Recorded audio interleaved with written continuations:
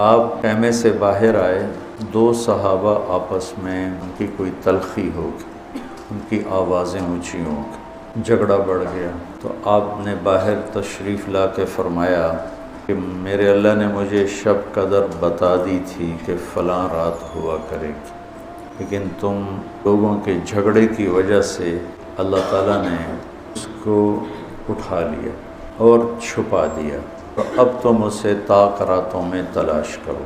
تو میرے بھائی بہنوں، رمضان کا مہینہ ہے تو آپ سب کی خدمت میں گزارش ہے، دل کھول کے دیں۔ سارے فلاحی کام چندے سے ہی چلتے ہیں۔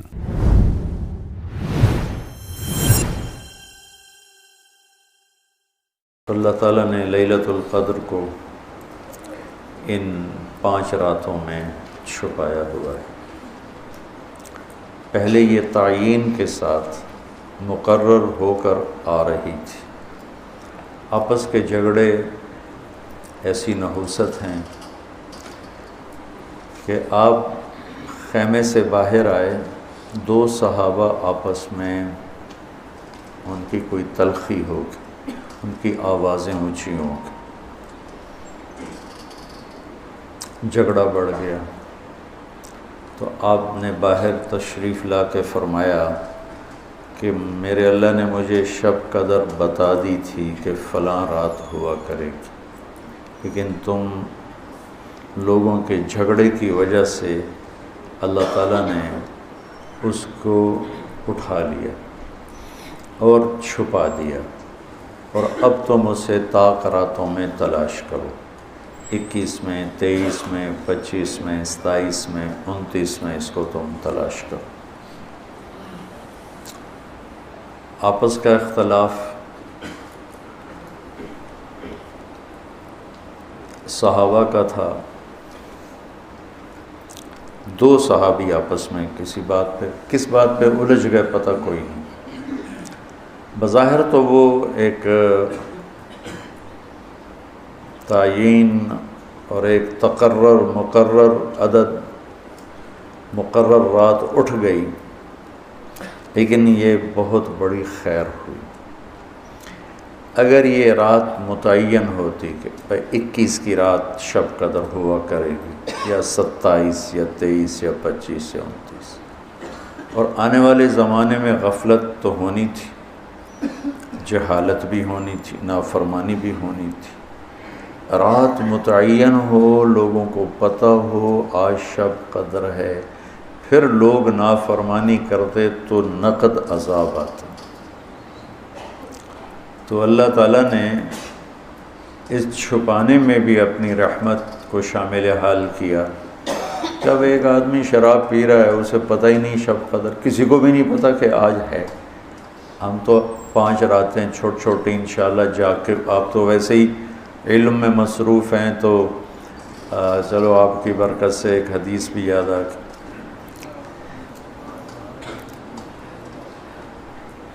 ابو ہریرہ رضی اللہ عنہ فرماتے ہیں، مدارسۃ العلم ساعۃ، دارس یدارس، ایک دوسرے کے ساتھ علمی محاورہ کرنا، یا جس کو آپ تکرار کہتے ہیں، مدارسۃ العلم ساعۃ خیر من احیاء لیلۃ القدر عند الحجر الاسود۔ اللہ اکبر، تم تو بڑے مالدار ہو یار، ہیں ماشاءاللہ۔ آپ کی رات اللہ کے فضل سے علم میں گزرتی ہے، تو اور لوگ بھی بیٹھے ہیں، میں ترجمہ کر دیتا ہوں۔ چند گھڑی، تھوڑی دیر کا علمی مذاکرہ، علمی گفتگو، علم کی طلب میں، علم کی تلاش میں، مناظرہ نہیں، لڑائی جھگڑا نہیں، علم کی طلب اور تلاش میں تھوڑی دیر علم کا مذاکرہ اور علم کی بات چیت، یہ حجر اسود کے سامنے کھڑے ہو کر لیلۃ القدر میں ساری رات نفل پڑھنے سے بہتر ہے۔ لیلۃ القدر بذات خود خیر من الف شہر ہے، ٹھیک ہو گیا، اور حرم کی ایک نیکی 1 لاکھ کے برابر ہوتی ہے، یہ بھی ٹھیک ہے، معلوم ہے۔ حرم مکہ کی ایک نیکی 1,00,000 کے برابر. تو یہ رات حرم میں 1,00,000 راتوں کے برابر ہوگی. 1,00,000 کو 1,000 سے ضرب دیں تو کتنا بنے گا؟ 10 کروڑ مہینے بنتے ہیں. 10 کروڑ مہینے بنتے ہیں. 10 کروڑ مہینوں کے سال بناؤ، لاکھوں سال بنتے ہیں، ہزاروں سال بنتے ہیں. تو علم کا مذاکرہ، علم کی طلب میں، علم کو سیکھنے کے لیے تھوڑی دیر بیٹھنا، وہ حجر اسود کے سامنے لیلۃ القدر میں ساری رات نفل پڑھنے سے بہتر ہے. یہ تو ہو گیا عام دنوں میں. جب یہ علم کی طلب رمضان میں ہو تو ہر عمل پہلے ہی 70 گنا بڑھ جاتا ہے. فرض، علم کی طلب تو فرض ہے، تو فرض 70 گنا ہو جاتا ہے، نفل فرض بن جاتا ہے. تو اس کو ملٹیپلائی کرنے کے لیے کوئی کمپیوٹر بھی کام نہیں دے گا. یقیناً ایک رات تو ہوگی اس میں، 5 راتیں اگر ہم جاگ لیتے ہیں، یقیناً ایک رات اس میں شب قدر ہے. تو اللہ کے نبی شد المیزر، ان آخری عشرے میں خوب محنت فرماتے، کمر کس لیتے، اور ساری زندگی اعتکاف بیٹھے. آپ نے کبھی اعتکاف نہیں چھوڑا. فتح مکہ پہ چھوٹا، لیکن شوال میں آ کے بیٹھے. 1 مہینہ پورا اعتکاف کیا، پھر 20 دن کیا، پھر 10 دن، پھر 9 رمضان میرے نبی کو ملے. 9 رمضان. تو ایک میں اعتکاف چھوٹا اور باقی میں آپ نے مسلسل اعتکاف فرمایا. لیلۃ القدر کی صرف تلاش نہیں، بلکہ اعتکاف اللہ کے در پر پڑ جانا ہوتا ہے. اور یہ نا ایک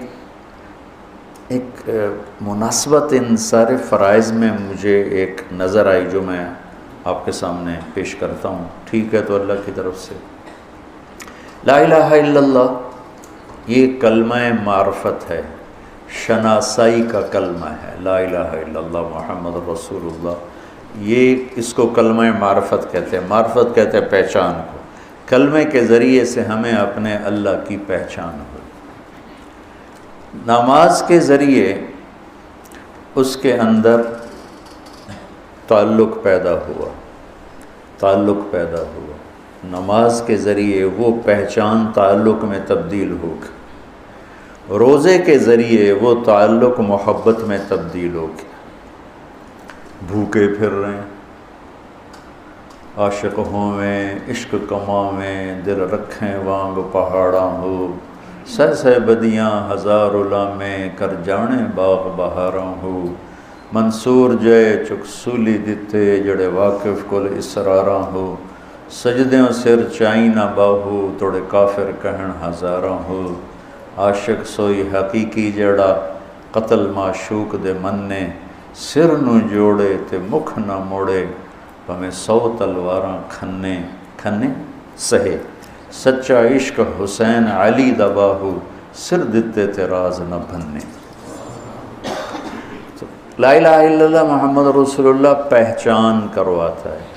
نماز اس پہچان کو ایک تعلق میں بدلتی ہے. روزہ اس تعلق کو محبت میں بدلتا ہے، اور اعتکاف اس محبت کو عشق میں بدل دیتا ہے. اور پھر رمضان کے بعد ہی حج کا سفر شروع ہوتا ہے. پھر عاشق کو ہوتا ہے کہ معشوق کا دیدار ہو.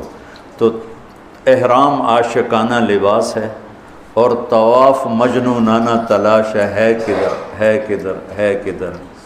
ابھا ڈیکھاں لماں ڈیکھاں، اونچے کوٹھے تے چڑھ ڈیکھاں. ڈٹھی دل کو دیواں ٹیکاں، سجن ملسم کے مر پوساں. خواجہ غلام فرید. ہاں تیرے کوچ اس بہانے، مجھے دن سے رات کرنا، کبھی اس سے بات کرنا، کبھی اس سے بات کرنا. تو مطاف کوچہ محبوب ہے.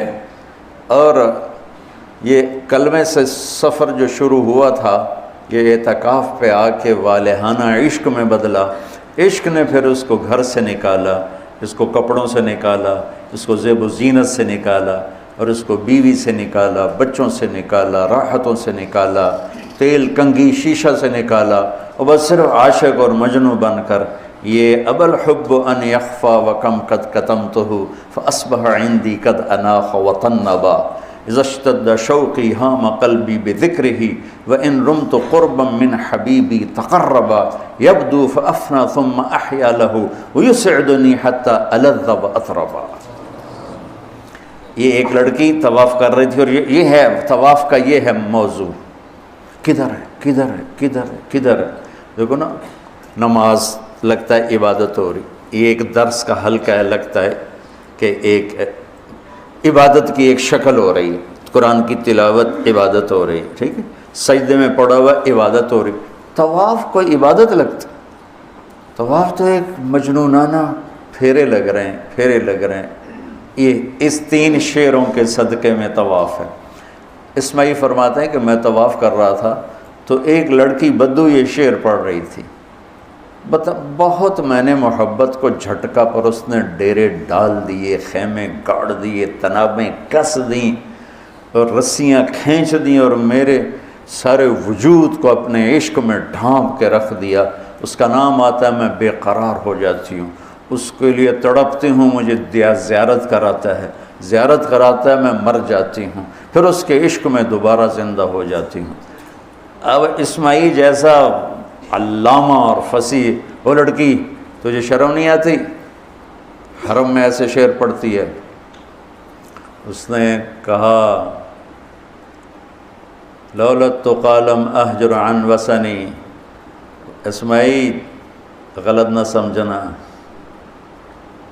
یہ میرے رب کا عشق ہے جس نے رات کے اندھیرے میں مجھے یہاں پہنچایا ہوا ہے.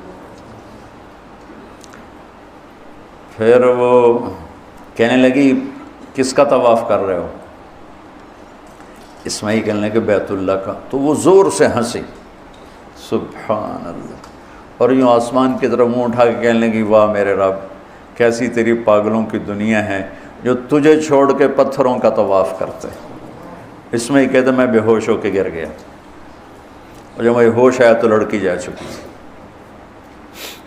تو یہ ایک نا ترتیب میرے ذہن میں بنی کہ حج پھر اس کی انتہا ہے کہ مجنونانہ، جوئیں نہیں مار سکتے، کنگھی نہیں کر سکتے، خوشبو نہیں لگا سکتے، بیوی کو نہیں دیکھ سکتے، کرتا نہیں پہننا، شلوار نہیں پہننی، 2 کپڑے کفن کی طرح لے کر آؤ، اور اپنے سارے انداز مٹ جانے، مر جانے، اپنے آپ کو تج کر جانے کے سارے انداز اپناؤ. اس کا نام حج ہے. ای الحج افضل قال العج والثج. سب سے اعلیٰ حج کیا ہے؟ شور مچانا. اللہ تعالیٰ کہتا ہے ادعوا ربکم تضرعا وخفیہ، مجھے پکارنا ہے تو آہستہ آہستہ پکارو اور دھیمے دھیمے پکارو. اور جب کہتا ہے حج پہ ہو تو کہتا ہے زور لگاؤ، پاگلوں کی طرح کہو لبیک اللہم لبیک، پاگلوں کی طرح، کہ نظر آئے کہ عاشق آ گئے. جو بلے شاہ فرماتے ہیں تیرے عشق نچایا کر کے تھیا تھیا. تو یہ حج وہ عشق ہے جو تھیا تھیا کر کے نچاتا ہے، بے قرار کر کے نچاتا ہے. تو یہ ایک ترتیب ہے میرے ذہن میں، ممکن ہے ٹھیک ہو، اللہ کرے ٹھیک ہو، نہیں تو بہرحال میرا ایک استنباط ہے. تو اعتکاف اللہ کے در پہ پڑ جانا ہے، اور اعتکاف والوں کو فضیلت ہے کہ وہ سوئے بھی ہوں تو ان کے لیے عبادت لکھی جاتی. باقی ہمارے جیسے لوگ تو نفل پڑھیں گے تو عبادت لکھی جائے گی، قرآن پڑھیں گے تو عبادت کا اجر لکھا جائے گا، اور اعتکاف والا سویا بھی ہو تو قلم اس کا چلتا رہتا ہے. مولانا طارق جمیل فاؤنڈیشن، اور اس میں یہ بہت زبردست کام کر رہے ہیں آرفنس کے لیے، ہیلتھ میں، ایجوکیشن میں، اور ہم سب کو مل کے اس فاؤنڈیشن کا ساتھ دینا ہے.